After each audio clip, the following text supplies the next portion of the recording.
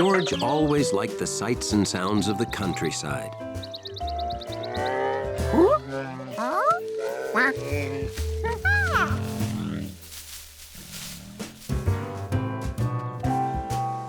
The tastes of the countryside were pretty good too, especially the taste of the Rinkins' homemade honey. You ready to sample this year's first batch of honey, George?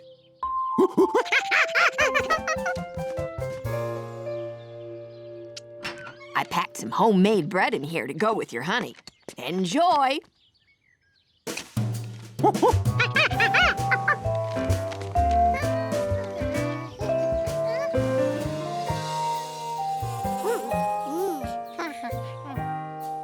If there was anything George liked more than sweet honey, it was eating it with freshly baked bread. But this bee wouldn't let him enjoy his snack.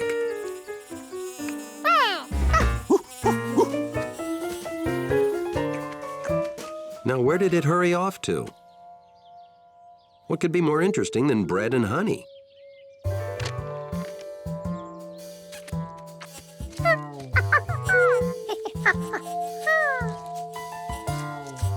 George wondered how a flower could move when there was no wind.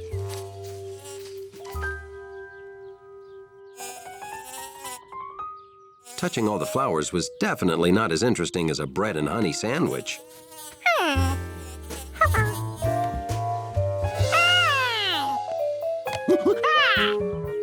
Who'd be mean enough to take a monkey's snack?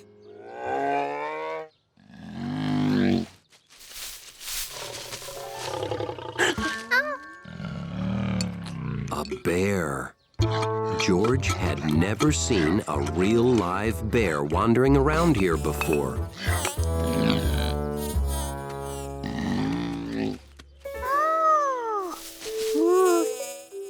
The bee came back. It must have wanted to be friends.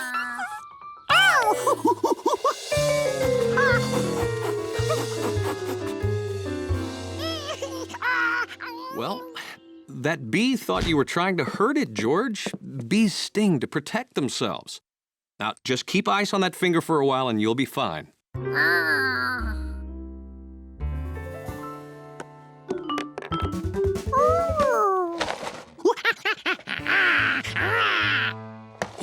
You want cereal again? You just had it for breakfast.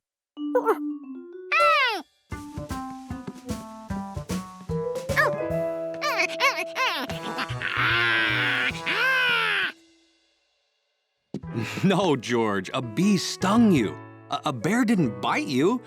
Besides, no one's seen a bear in these woods in over 20 years.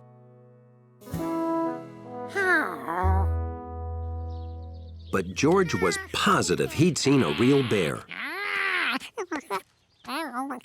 Hey there, George!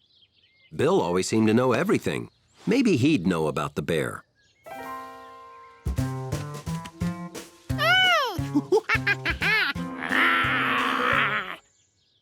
Pretty good imitation, George.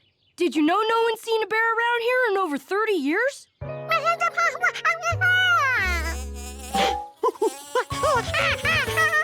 George left those bees alone. Why couldn't they leave him alone? That's just a honeybee, George. Hey, they're going toward my yard. Wow, when did they build that?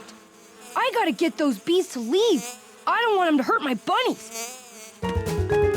George? George? It's a beautiful day, George. Why aren't you outside? Come on, help me water the snapdragons. They're in bloom, see?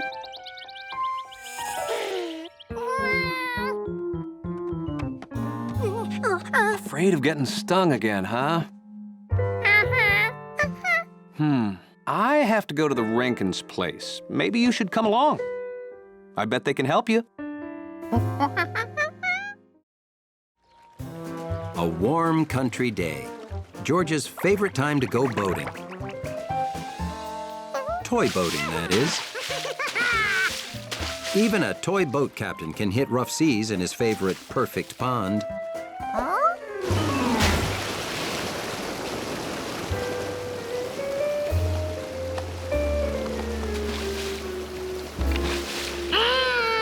Sea captains don't cry, they make repairs. Or ask a friend to. I can have it fixed for you first thing tomorrow morning, Captain.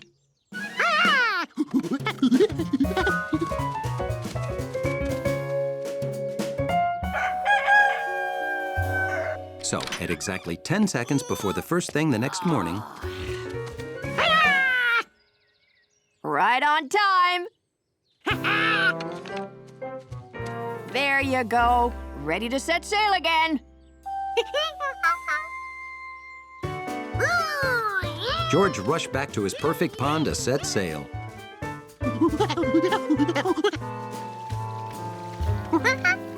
Now he had a boat, but no pond, and the creek was only a trickle.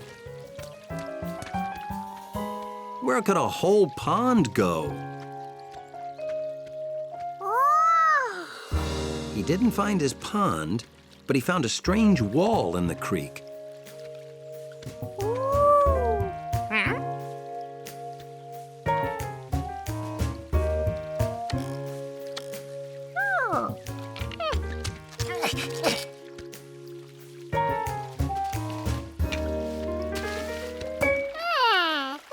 Here's what happened to the water.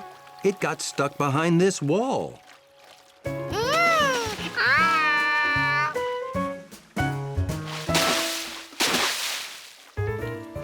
Hey, George. Looking for the Beaver family? The Beavers built their dam to make this great pond. Bet you never see beavers working in the city, huh?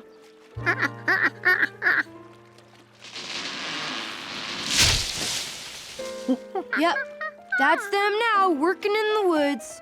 I took pictures of them. Don't get too close while they work or they'll get upset. Bye! So these were the Beavers.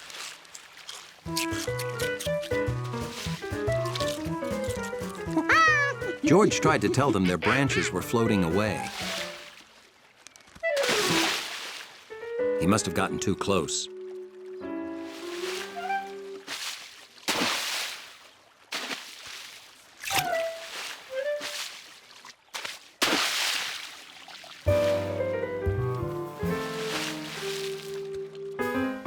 If the Beavers didn't want him watching, he'd just sail his boat.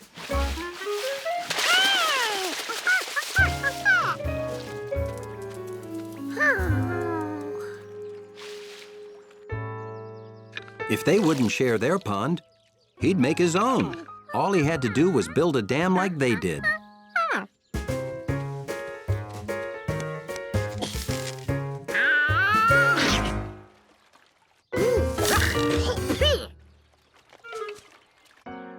There must be an easier way to get wood for a monkey dam. Mrs. Rinkin's scrap wood. Been having lots of fun with your boat? Oh, you want the scrap wood, do you? Take it. I'll even hitch the cart to Leslie to help haul it. Now he had wood. What else would be good for stopping water? Lots of puddles, a rubber ball, and one happy monkey. The perfect recipe for fun on a rainy day in the country.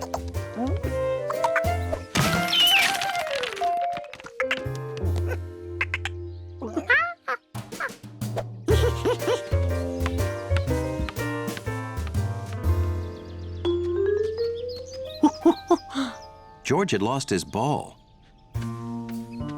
but he had found something he'd never noticed before. A cave.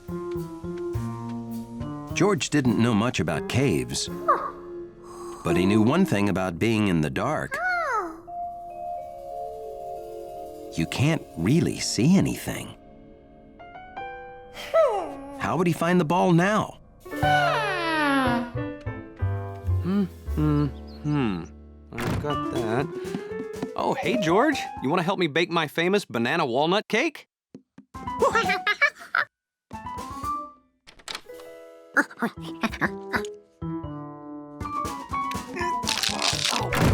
Oh.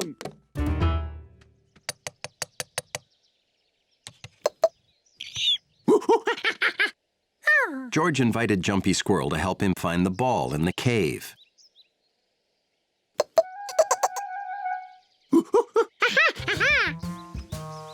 That squirrel didn't know what he was missing by being so jumpy.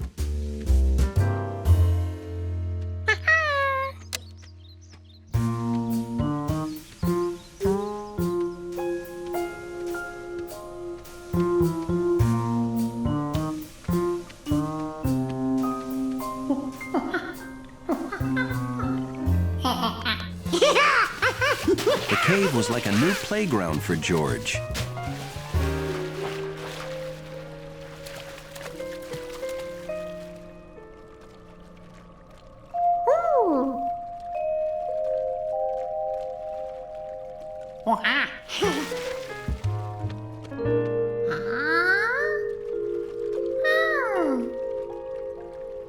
With just a flashlight, he could bring shadows to life.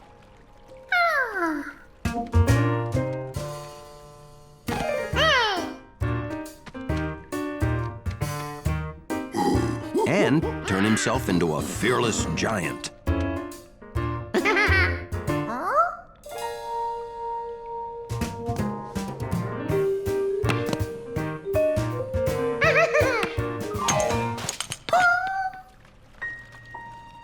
Suddenly, the cave seemed very different.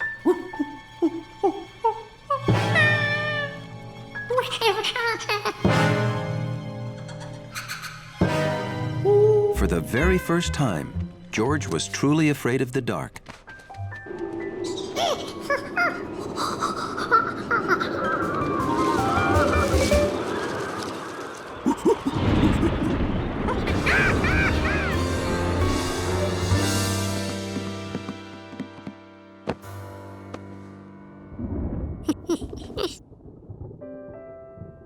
In the safety of his room, George was happy.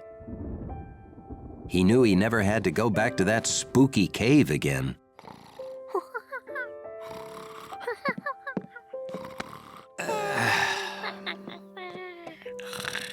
Good night, George.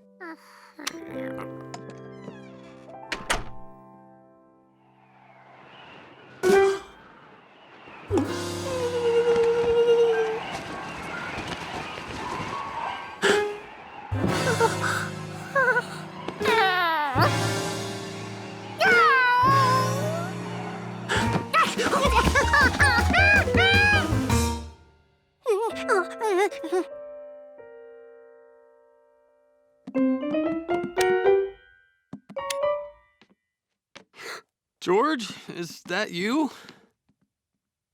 Huh. I guess I forgot to turn off the lights.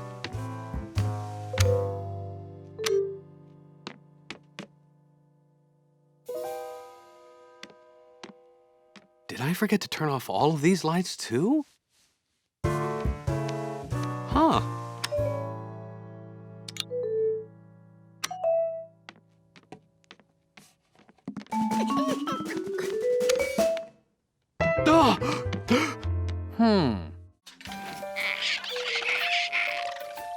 George tried a lot of doors, but he didn't find the way out. He didn't realize he'd left the door open. He thought he'd better bring those penguins back. And then he couldn't find them either. He might have left more than one door open. Even worse, he was back where he started.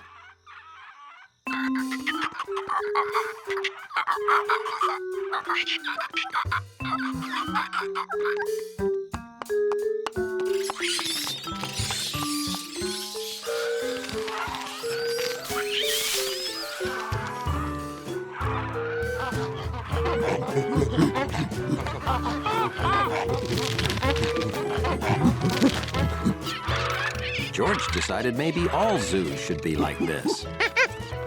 Until he realized all the noise was waking up the baby.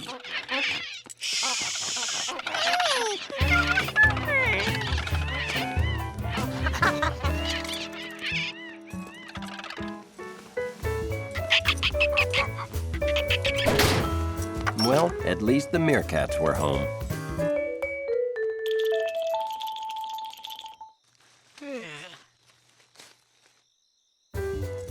It wasn't easy, but he put every last animal back.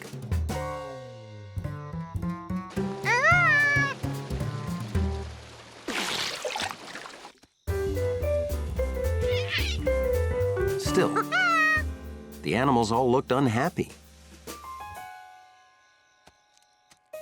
Maybe meerkats don't live on ice. Where did he first see them?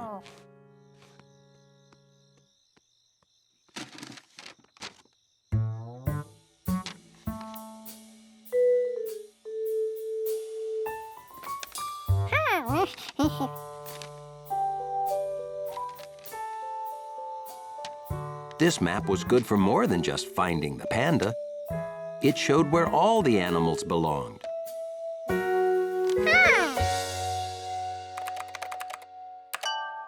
Oh, George left that panda cam running. Say, where is George? The zoo must be closed by now. George!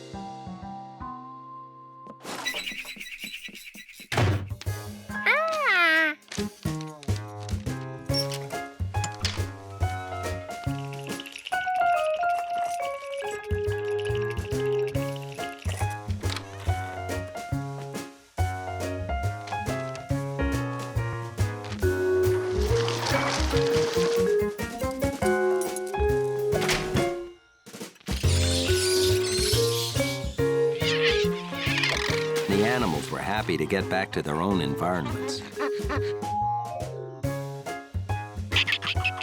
So just by following what was next to what, George got everyone home. Everyone except himself.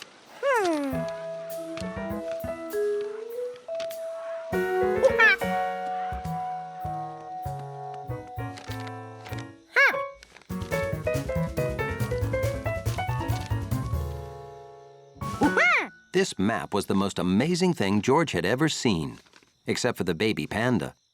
George! George, are you in there? After all he'd done, George didn't want the man with the yellow hat to wake up the baby. Well, come on out of there. The zoo is closed.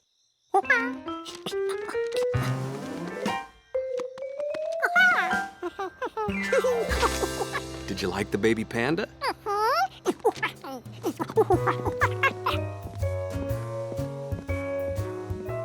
The orangutan liked his home, but he thought, there goes the luckiest monkey on the face of the earth.